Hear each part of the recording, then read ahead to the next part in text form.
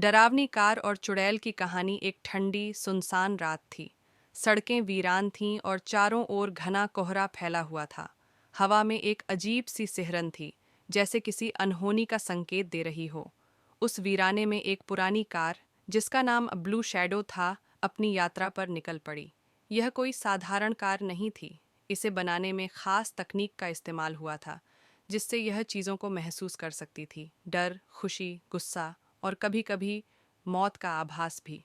Car के मालिक अर्जुन एक ट्रक ड्राइवर थे, जो रात के सफ़र से कभी नहीं डरते थे। लेकिन इस रात कुछ अलग था। अर्जुन ने गाड़ी स्टार्ट की और एक सुनसान जंगल की ओर निकल पड़ा। सड़क के दोनों ओर घने पेड़ थे, जिनकी परछाइयाँ कोहरे में और भी डरावनी लग रही थीं। कार के हेडलाइट्स सिर्फ सामने का छोटा सा हिस्सा ही रोशन कर पा रहे थे। जैसे जैसे अर्जुन आगे बढ़ता गया, कार अब ब्लू शैडो को एक अजीब बेचैनी महसूस होने लगी। उसका इंजन थोड़ी थोड़ी देर में घुरघुराने लगता, जैसे वह कुछ चेतावनी देना चाहती हो। अर्जुन ने इसे नज़रअंदाज कर दिया, सोचकर कि शायद ठंड के कारण इंजन दिक्कत कर रहा है। अचानक कार की हेडलाइट्स ने सड़क के किनारे एक परछाई को पकड़ा। एक महिला सफ़ेद साड़ी में लिपटी हुई, लंबे खुले बालों के साथ सिर झुकाए खड़ी थी।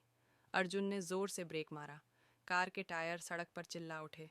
अर्जुन ने खिड़की से बाहर झांका।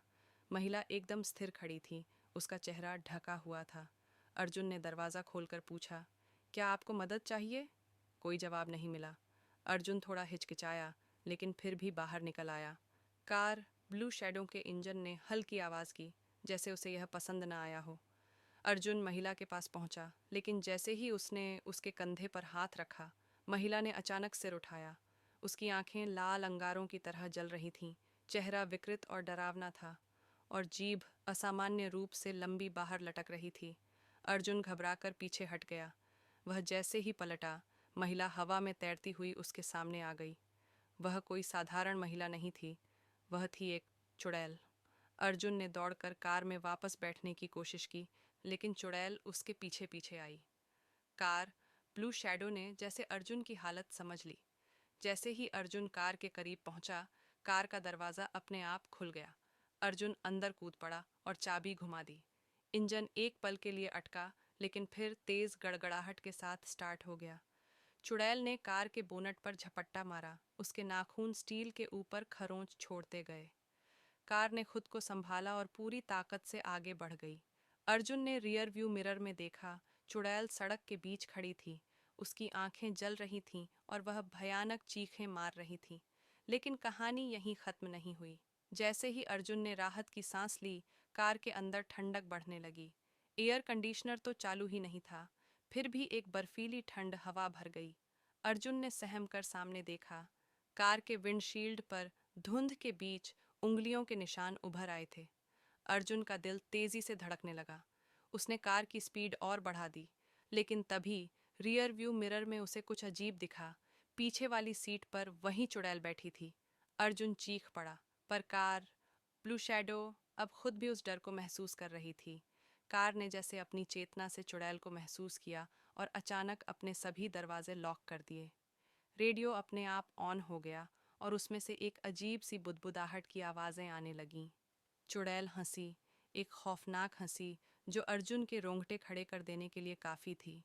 उसने अपनी लंबी नुकीली उंगलियां अर्जुन की गर्दन की ओर बढ़ाईं, लेकिन तभी कार ने एक झटका दिया, जैसे उसे भी इस दानवी उपस्थिति से नफरत हो।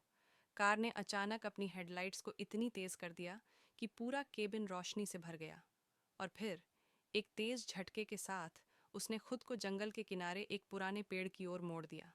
पेड़ पर लाल रंग से कुछ धार्मिक प्रतीक बने हुए थे। जैसे ही कार उस पेड़ के पास पहुंची, चुड़ैल की चीखें तेज हो गईं।